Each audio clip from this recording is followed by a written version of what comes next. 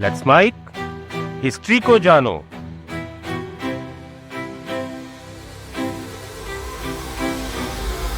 America कहता है कि उसने ईरान पर हमला इसलिए किया क्योंकि वो नहीं चाहता कि ईरान परमाणु बम बनाए। लेकिन अमेरिका जो कर रहा है उसके पीछे चंगेज खान का 700 साल पुराना फॉर्मूला है जिससे वो आज भी दुनिया को चला रहा है। लेकिन क्या बात सिर्फ इतनी सी है या फिर अमेरिका की नजर ईरान के ऑयल रिजर्व पर भी है? और शायद इसीलिए इतिहास के 700 साल पुराने एक फॉर्मूले का इस्तेमाल अमेरिका आज कर रहा है। देखिए, आज की जंग देश जीतने के लिए नहीं लड़ी जाती। असली लड़ाई होती है तेल के कुओं, समुद्री रास्तों, डेटा केबल्स और डॉलर सिस्टम या सप्लाई चेन पर कब्जे की। अब आप याद कीजिए कि हाल ही में अमेरिका ने वेनेजुएला पर हमला किया और उसके प्रेसिडेंट को बंदी बना लिया। तो क्या अमेरिका ने वहां कब्जा किया? नहीं, बल्कि उसने ऐसी सरकार बनवाई जो कि अमेरिका के इंटरेस्ट के हिसाब से काम करे। अब आप सोच रहे होंगे कि इन सब बातों का हिस्ट्री से क्या लेना देना है। तो सोचिए, चंगेज खान ने कभी पूरी दुनिया पर बैठकर शासन करने की कोशिश नहीं की। वो आया, उसने रास्तों पर कब्जा किया, एसेट्स लूटे, व्यापार की नब्ज को पकड़ा और आगे बढ़ गया। अब आप अगर आज संयुक्त राज्य अमेरिका की जंगों को ध्यान से देखें तो क्या ये पैटर्न अलग दिखता है या इतिहास बस नए इंस्ट्रूमेंट्स के साथ खुद को दोहरा रहा है? एक तरफ हम देखते हैं मंगोल एम्पायर जो 13वीं सदी में अपनी तकनीक के मामले में बेस्ट था।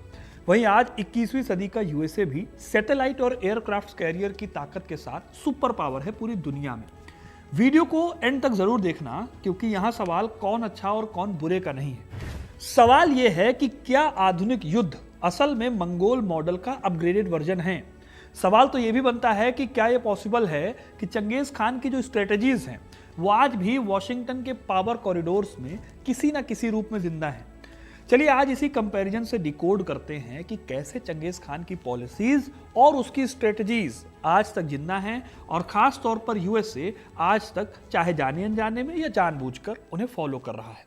तो वीडियो को इन तक जरूर देखिएगा दोस्तों, क्योंकि अपना इतिहास नहीं जानोगे तो खुद को कैसे पहचानोगे। दोस्तों, यूपीएससी आज भी इंडिया के सबसे टफ एग्जाम्स में से एक है। हर साल 10 लाख लोग इस एग्जाम के लिए अपीयर होते हैं या फॉर्म भरते हैं। अब यूपीएससी के लिए पढ़ते तो सब हैं, पर प्रीलिम्स वही निकालते हैं जो सही टाइम पर खुद को टेस्ट करते हैं। और सेल्फ टेस्टिंग का वो फॉर्मूला हमने एक्सपर्ट्स के साथ मिलकर महीनों की मेहनत के बाद तैयार किया है, वो भी सिर्फ आपके लिए। हिस्ट्री कनेक्ट की यूपीएससी टेस्ट सीरीज को हमने इसी पर्पस से डिजाइन किया है कि आपका प्रोकास्टिनेशन खत्म हो जाए, टाल मटोल वाली बातें ना रह जाएं। एक प्रॉपर टाइम बाउंड शेड्यूल के साथ आपको 15 टेस्ट मिलेंगे जो पूरे सिलेबस को कॉम्प्रिहेंसिव तरीके से कवर करेंगे। इसमें सिर्फ आंसर नहीं होंगे बल्कि इन डेप्थ एक्सप्लेनेशन मिलेगी आपको, जो आपको यूपीएससी माइंडसेट में ट्रेन करेगी।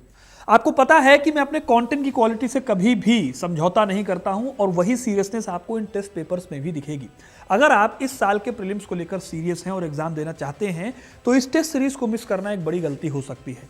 लिंक आपको डिस्क्रिप्शन और पिन्ड कमेंट्स में मिल जाएगा, वहां जाकर टेस्ट सीरीज को ज्वाइन कीजिए और अभी तुरंत चेकआउट कीजिए। तो कहानी में आगे बढ़ते हैं। मंगोल्स की फिलॉसफी थी फ्लो को कंट्रोल करो। सिल्क रोड किसके हाथ में है?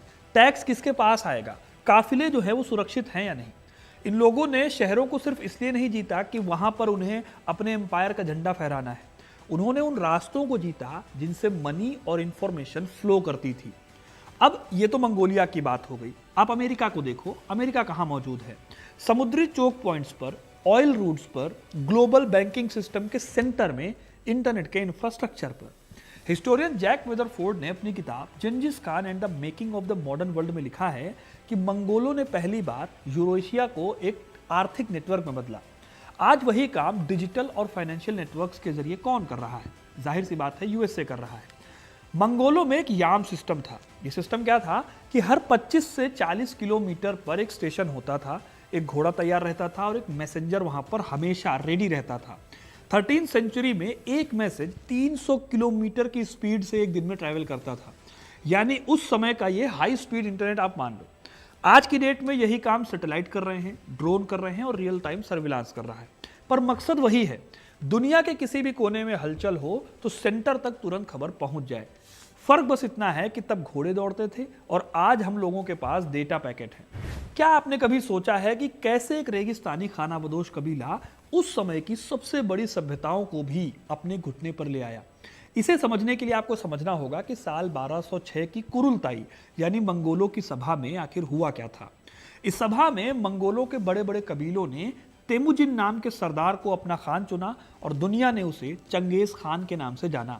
चंगेज खान ने मंगोल आर्मी में एक नया सिस्टम शुरू किया, डेसिमल सिस्टम। अब ये सिस्टम था क्या? इसमें सेना 10 के ग्रुप्स में बटी हुई थी, यानी 10, फिर 100, फिर 1000 और फिर 10,000। इतने सैनिकों के दस्ते में सेना को बांटने का मकसद सिर्फ सेना को मजबूत करना नहीं था, बल्कि कबीलाई वफादारी को खत्म करना भी था। चंगेज खान के सिस्टम को मेरिटोक्रेसी कहा गया, यानी अगर आप लायक हैं तो आपको तरक्की मिलेगी। ऐसे ही यूएसए में आपको एक मेरिटोक्रेसी देखने को मिलेगी। अमेरिका ने 1944 में ब्रेटन वुड्स कॉन्फ्रेंस के जरिए एक ऐसा ग्लोबल फाइनेंशियल सिस्टम बनाया जिसने पुरानी औपनिवेशिक लॉयल्टी को खत्म कर दिया, डॉलर को सेंटर में रख दिया। इस तरह दोनों ही ताकतों ने अपने पुराने एलिट्स को हटाया और एक नया ऑर्डर लागू किया। लेकिन क्या इन दोनों के बीच में सिर्फ इतनी ही समानता है?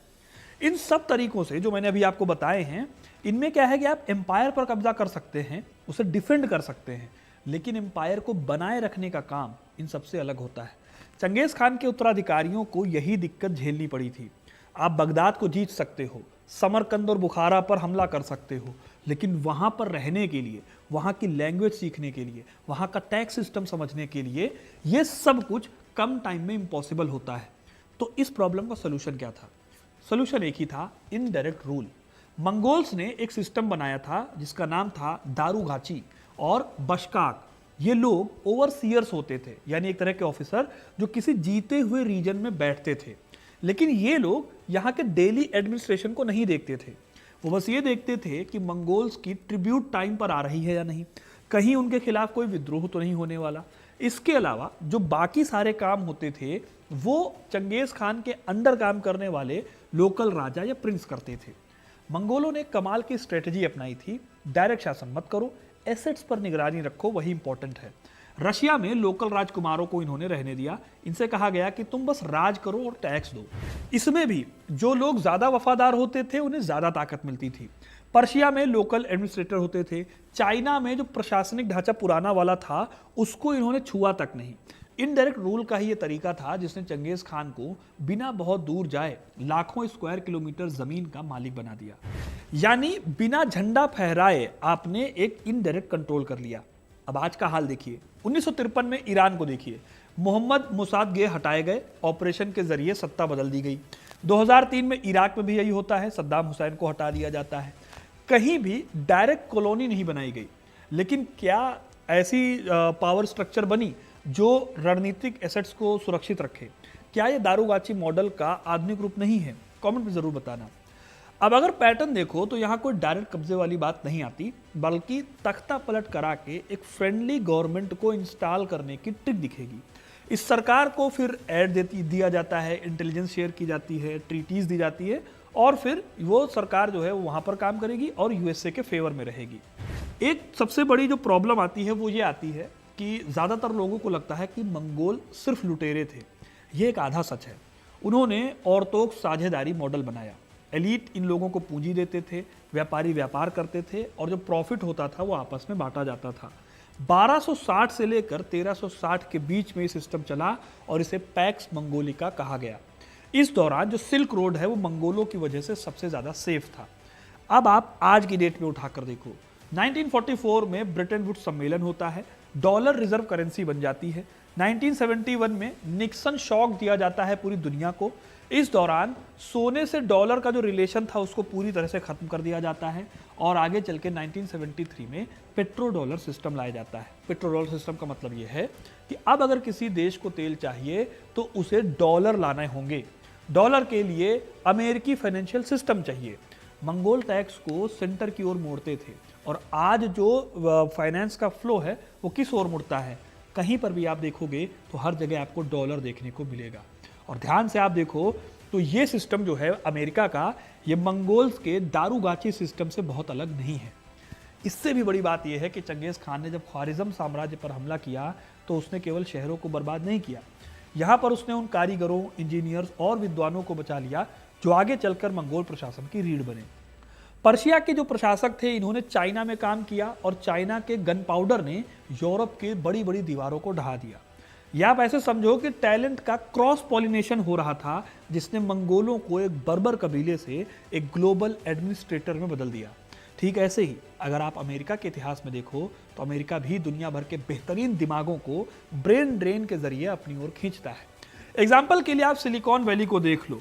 आज जितनी भी बड़ी बड़ी आईटी कंपनीज हैं या फिर जो बड़े बड़े टेक जायंट्स हैं, उनमें इंडिया के सीईओज बैठे हुए हैं। ऐसे ही अगर आप नासा को देखो तो नासा के शुरुआती दिनों में भी कई सारे लोगों को इंपोर्ट किया है अमेरिका ने, चाहे वो जर्मनी के साइंटिस्ट को सीक्रेटली अमेरिका में लाना हो अपने काम निकालने के लिए, जिनमें कि V2 रॉकेट्स का बहुत बड़ा रोल आता है। इसी तरह से अमेरिका ने हर उस व्यक्ति को इमिग्रेट करने की कोशिश की जो उसके काम आ सकता है, यानी कि अमेरिका की ताकत उसके इमिग्रेंट्स और उनके आइडियाज में है। इतिहासकार राशिद अल दीन के पुराने फारसी दस्तावेजों में बताया जाता है कि कैसे मंगोल दरबार में दुनिया भर की भाषाओं के लोग एक साथ काम करते थे। जंजिस खान ने यासा में क्लियरली कहा था कि कोई भी रिलीजन इंसल्ट नहीं होगी। बुद्धिस्ट, मुस्लिम्स, क्रिश्चियंस, डाओइस्ट, शमन, ये सब अपने अपने तरीके से प्रार्थना कर सकते हैं। क्लर्जी को टैक्स से एग्जेम्प्ट कर दिया गया, लेकिन इसके पीछे कोई स्पिरिचुअल अवेकनिंग नहीं थी। ये चंगेज खान का प्योर प्रैग्मेटिज्म यानी दूरदर्शिता थी। जब आप दुनिया के इतने डाइवर्स हिस्सों पर रूल कर रहे होते हैं तो रिलीजियस कन्फ्लिक्ट तुम्हें डिस्टेबलाइज कर देगा।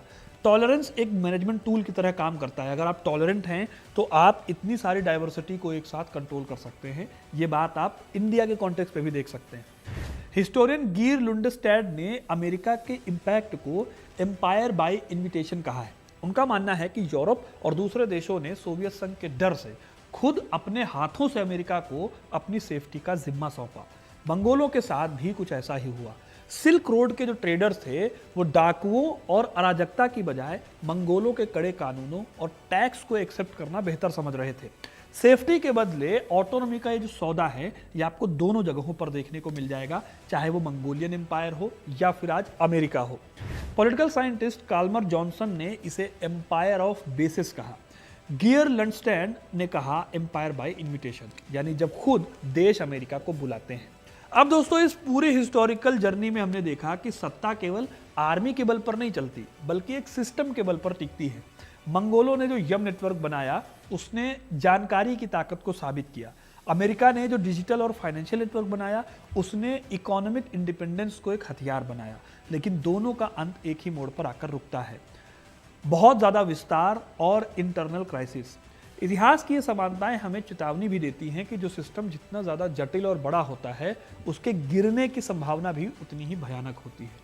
तो दोस्तों, ये थी कहानी दोनों के बीच में कंपैरिजन की। अब मैं एक छोटी सी बात बताता हूं कि इन दोनों में बहुत बड़ा अंतर ये है कि जो मंगोलियन एम्पायर है ये राजतंत्रात्मक एम्पायर है और जो अमेरिका कर रहा है वो लोकतंत्र के सहारे कर रहा है।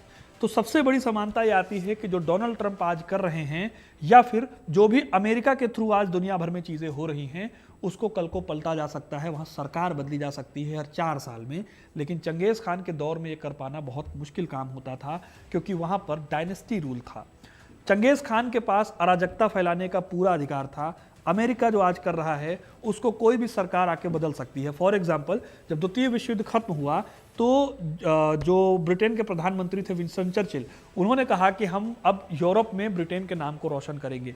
लेकिन ब्रिटेन की जनता जंग नहीं चाहती थी, इसीलिए उन्होंने उस दौर में हरा दिया सबसे बड़े लीडर को जो कि वर्ल्ड वॉर 2 का था, विंस्टन चर्चिल, और उन्होंने लिबरल पार्टी को वोट देकर जिताया। तो इस तरह से एक बहुत बड़ा जो डिफरेंस हमें देखने को मिलता है, अगर हम कहें कि इन 700 सालों में क्या बहुत बड़ी बात बदली है, वो ये बदली है कि अमेरिका दुनिया का सबसे पुराना लोकतंत्र है और जो मंगोलियन सिस्टम था वो लोकतंत्र नहीं है। इसलिए अराजकता जो है वो इस लेवल पे, जो आप अगर सोचे कि मंगोल्स की बराबर की अराजकता फैलेगी तो वो मुश्किल काम है। हालांकि दोनों ही जगहों पर लाखों लोग मरे, लाखों लोगों ने अपने परिवारों को खोया और लाखों लोग हमेशा के लिए बेघर और बर्बाद हो गए। अब आपको क्या लगता है इस पूरे वीडियो से, कमेंट करके जरूर बताइएगा। वीडियो को लाइक और शेयर करना ना भूलें और ऐसी इंटरेस्टिंग कहानियों के लिए, इतिहास से जुड़े रहने के लिए हिस्ट्री कनेक्ट को सब्सक्राइब जरूर करें। बहुत बहुत धन्यवाद।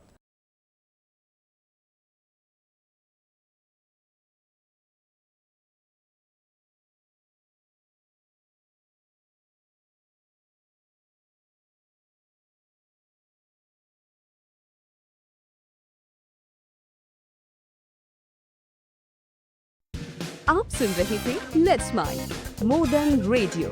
फॉलो कीजिए हमें हमारे सोशल मीडिया प्लेटफॉर्म्स पर।